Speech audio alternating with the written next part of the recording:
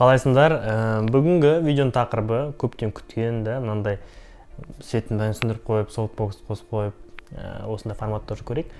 Қалай болады екен? Қараңдар. Бүгінгі видеоның тақырыбы көріп тұрғандай, бізден алатын энергия алатын 5 нәрсе туралы айтатын боламыз. Топ 5 қой, дальше негізі энергия алатын заттар өте көп. Но көбінесе бізден қазіргі заманда именно бізден энергияны көп алатын нәрсе туралы айтамын. Ең біріншісі, когда менен бір жігіт сұрады, осылай қалай энергичный болып жүресің деген сияқты. И содан туылған тақырып қой негізі бұл. Потом сразу мен басым бір сөз келді. Бір идея, қай жерден, не үшін бізден энергия кетеді. Ең бірінші келгені бұл біз когда біреуден, допустим, бір нәрсе күтеміз. Допустим, менің досым ойлайсың, что сен любой адамнан сен бір нәрсе күтесің. Но маған көмектесетін шығар. Но бүйтетін шығар, мен оған подарка алып беремін, подарка алып беретін шығар. Любой сен біреуден күткен ожидание орындалмай қалса, сенің энергияң бір 50% болып кетеді. Сен ойлайсың, допустим, бір сторис саласың, сен ойлайсың, что именно бір адам саған реакция қалдырады шығар деп, сен сол үшін как будто бы саласың, потом ол вдруг қалдырмай қалды, болды, неге қалдырмай қалды деген сияқты.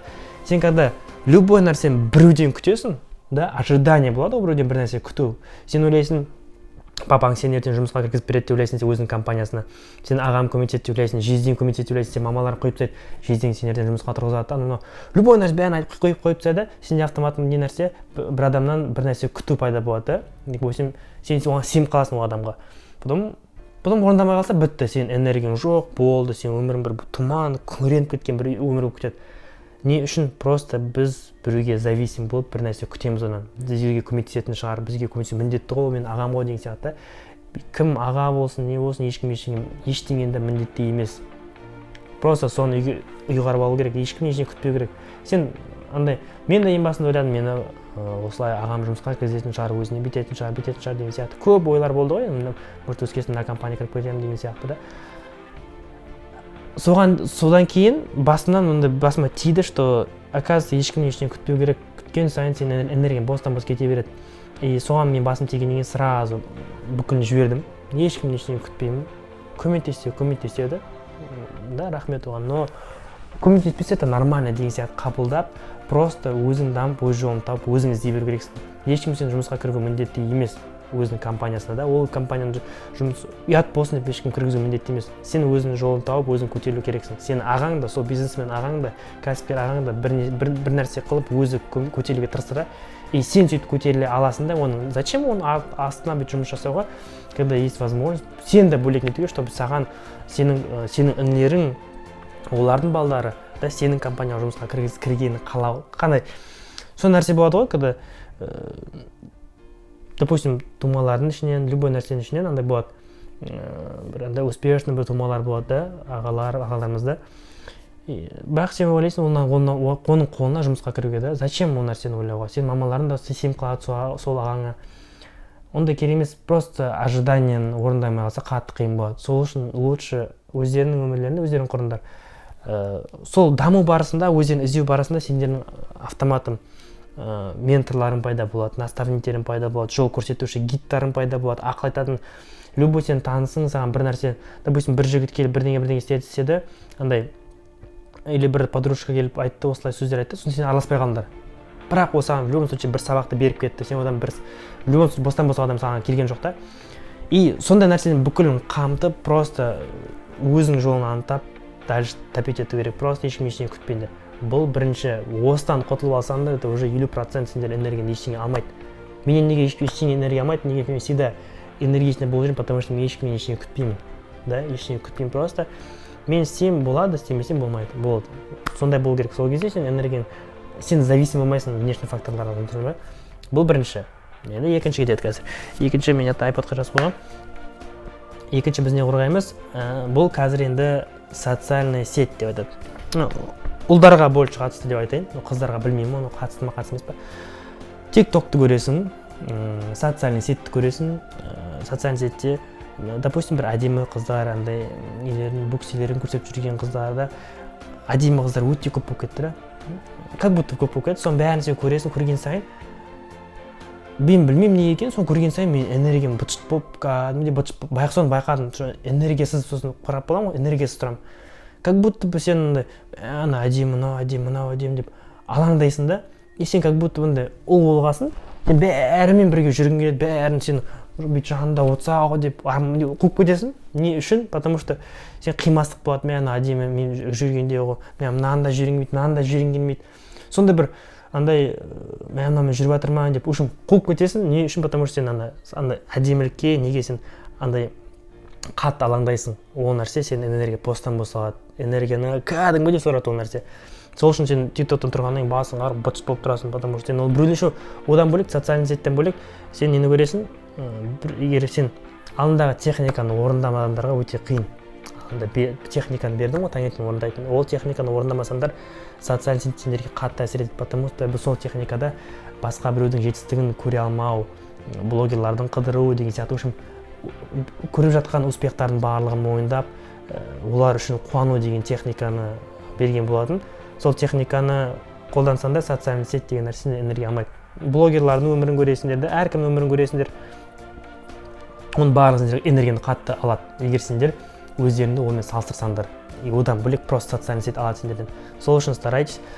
Менде тиктокта қазіргі моментте не шығады? Андай мотивацион сөздер шығады. Мен де бір тикток қараймын, кірем, мотивация аламын. Жауап тастаймын 10 минут па 15 минутта қараймын, тикток мотивацияны шығып кетемін. Сонда болып кетті. Үшім любой шыға береді ғой да, андай сендерден энергия алатын нәрселер шыға берсе, просто басып тұрасың, неинтересно дейсің, полный интерестен бәрін тазарту керек, потому что ол энергияны қатты алады. Ондай әдемілік, соның барлық бостан бос алады. Сен миллион қызбен бірге жүре алмайсың. Или миллион жігітпен бірге жүре алмайсың. Так что ол нәрсені бастан алып тастаңдар. Признайтесь, что бүкіл әлемде осындай қыздар бар, жігіттер бар, барлығы бар, әдемілік күшті не, бірақ просто примите, что сендер оның бәрімен жүре алмайсыңдар. Нәрсе бізде өкініш. Өкініш деген не? Бізде қандай болады? Допустим, сен таңертең тұрдың. Таңертең тұра алмадың. Сен таңертең түнде тұрам деп уәде бердің өзіңе. Сен таңертең тұра алмадың да. Сол кезде не болады? Өкініш болады. Сен тұра алмадың ба енді таңертең? Ойбай, сен чмосың, сен тұра алмадың дейді да. Таңертең тұрмағанына өкініш болады. Сен нәрсені сон, допустим, егер сен бір кітап оқыдың ден, сен оны до конца бітіре алмадың, сен өкінесің да. Андай өкініш деген кезде өзіңді кінәлі сезіну ғой. Былай айтқанда негізі кінәлі сезіну деген больше келеді. Кінәлі сезіну, өзіңді сен кінәлай бересің. Сен мынаны жасамадың ғой, мен сен таңертең тұрамын дедің ғой, ағылшын оқимын дедің ғой, бүйттің ғой, бүйтем дедің ғой деген сияқты кінәларды ілей берген сайын ол сен просто жүк болады да. Сен допустим, сен просто жүріп келатсың, ешқандай үстінде груз жоқ. Сен жүріп келатсың, но сен шаршап қалдың. Обычный адамға қарағанда не үшін? Потому что сенде невидимый сенің басында груздар бар да, сен сол груздармен жүрген сайын сен ешқандай грузсыз кетіп бара жатқан адаммен тез шаршап қаласың жолда. Потому что сенде өзінің навязанный ауадан іліп алған груздарың бар. Өзіңді кінәлі сезіну, өзіңді кінәлау, что сен таңертең тұрмадың. Просто сен таңертең тұра алмай қалдың ба, өзіңді кінәлама. Так, онда бүгін мен күштілеп ұйықтап алайын. Потом күндіз істеймін деген сияқты болу керек. Допустим, мынандай проблема болған тоже. Допустим, 5-те тұрамыз деп айттық өзімізге, тұра алмадық, тұра алмағаннан кейін не болады? Біз айтамыз, 10-да тұрсақ, 5-те тұрмадық қой, бірақ 10-да тұрдық қой, 10-да тұрсақ как будто болды, 10-да тұрып тренировка жасаған, это уже не тренировка. Таңертең тұрып жүгірмегесін, 10-да жүргеннің бір смысл жоқ сияқты болып қалады да. Сен 5-те жүгірмедің, 7-те тұрып жүгірмедің, 10-да тұрып жүгірмедің. И вообще күні бойы демесемен да, не важно, сен нешеде тұрдың, 10-да тұрдың ба, тренировканы істей берсең болады. Не обязательно оны таңертең жасау керек. Таңертең тұрып жасаған больше не ғой, в любом случае больше берекесі бар ғой, но сен оны кінәламау керексің. Просто сен тұра алмай қалдың, просто прими. Лишний раз онда көзіңді кінәлай беруге болмайды. Бұл кінәлау, кінәні сезіну жоқ, кінәні просто ешкім артпаса да сен өзіңе кінәні арта берме. Арта берген сайын просто лишний груз болады, сен ол грузды постан бос тасып жүресің. Мен счетта шатасып кеттім. Біріншісі айтып кетейін тағы да, біріншісі біреуден бір нәрсе күту. Екіншісі социальный сеть манағалар, үшіншісі салыстыру, төртіншісі өзіңді кінәлау, өкініш. Енді бесіншісі самый коронный деп ойлаймын. Бесіншісі всегда энергично болу үшін тырысу. Всегда мен қалай всегда энергияны жоғалтпай всегда дами берсем болады, қалай мен даму жолын вообще үздіксіз дами аламын деген сияқты. Мен сондай болу керекпін деп соған талпыну энергияны алады. Да, парадокс как будто бы, да? Но былай енді ашамын оны. Қара, сен робот емессің да, сен кәдімгі адамсың. Сенің кей кезде бір нәрсе жасауға сенің энергияң таусылмай жатады, кейде мотивация керек болады, кейде андай пассивный бір состояниеде боласың да. И саған кажется, что тек сен сондайсың, тек қана сен тек шаршап қала беретін адам сияқты болып көрінесің өзіңе.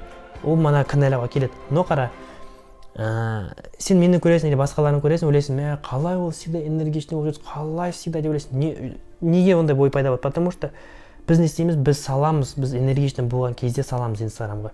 Сол кезде біз активный боламыз. Сен әр блогерлар всегда әр өзін тек қана бақытты кездерін ғана салады. И содан кейін сен ойлайсың, олар всегда бақытты, всегда оларда неге настроение күшті, неге всегда олар энергичный деген сияқты. Сен просто шет жағасын көресің ғой. Сен соған сеніп қаласың да, мен неге ондай емес деп өзіңді кінәлайсың. И всегда мен неге энергичный болу керек деген сайын, сен оны ойлай берген сайын, мен всегда ойлаймын, мен всегда энергичный болу керек, всегда энергичный болу керек деп өзіме айтпаймын. Мен өзім сол болып кетемін. А сен соны ойлай берген сайын, мен энергичный болу керекпін ғой деген сайын, сен одан сайын энергичный болмайсың. Ол просто сила воли өзіңді жыртасың. Сен өйтіп алысқа шыға алмайсың просто қабылдайсың, сен адаммен арасында сенде спад болады, сенің состояниең, оны алдында видеоларда көрсеңдер, сен состояниең всегда толқынмен жүреді, всегда былай жүрмейді или былай жүрмейді, сен толқынмен болады, күшті болады, настроение жоқ, сен спад болады, күшті бәрін жасаң келеді, түседі, сондай болады. Просто соны қабылдау керек. Соны қабылдағаннан кейін сол кезде тек қана осы 5 нәрсені хотя бы істеп алсаңдар, сендерде ешқандай сырттан энергия алмайды, энергияның дұрыс жаққа қарай жұмсалады. Потому что сен энергияң жиналып тұр ғой, энергияң. Уже сен ешкімнен күтпейсің. Сен өз-өзіңді салыстырмайсың. Сен социальный сетте бүксе мөлдерді қарамайсың, әдемі қыздарды қарамайсың да, оның барын алып тастадың. Сен өзіңді кінәлі сезінбейсің әр нәрсе үшін, бір провал үшін, бір тұра алмай қалған үшін, кітап оқымаған үшін өзіңді кінәламайсың. 5-ші, энергичный болуға тырыспайсың насильно.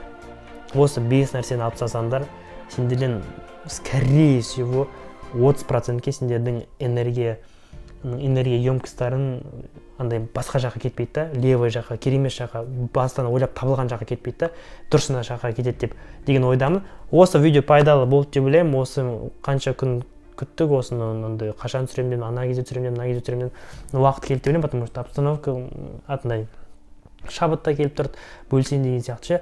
Так что видео ұнаса, лайк басыңдар, бөлісіңдер, сестренка, інілерің, в любом случае оларға пайдалы болады деп ойлаймын. Потому что даму жолында қазір тренд қой, даму жолына барлығына керек, потому что дамымасақ артта қалып қою қауіпіміз бар. Всегда айтатын үздіксіз дамыңдар. Бүгінгі видео сендерге пайдалы болды деп ойлаймын. Пайдалы болса лайк, комментарий и бөлісіңдер. Все, давайте.